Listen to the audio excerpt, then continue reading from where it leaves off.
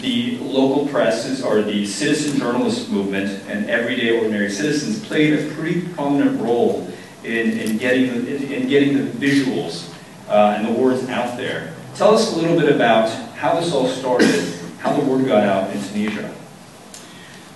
Thank you for hosting me here. This is my fourth time at the Commonwealth Club. I was fortunate to come here when we first launched Mosaic almost 10 years ago.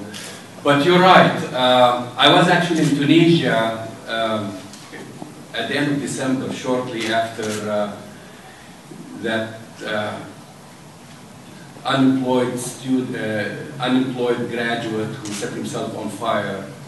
And when I was there, I was surprised about the news what the ministers of information tried to censor by controlling their own networks. They failed because they had other sources. And so if it wasn't Twitter at one point, it was satellite TV. If it wasn't satellite television, it was Facebook.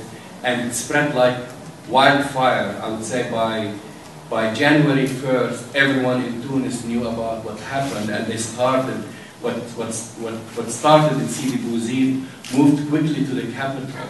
And we started seeing crowds assembling there at the Kasbah, which was basically a couple of blocks away from the ministries and the government houses, and that's how it spread. That's the young people, the ones who were demonstrating day in, day out. What kept you going? We asked the same question, both in Tunisia and in Egypt, and they said the same thing.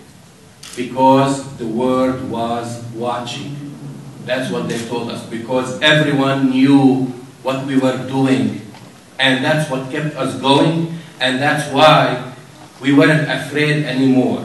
And this is really important about the power of information, whether it is Facebook, Twitter, whatever. I call them the multiplier, basically.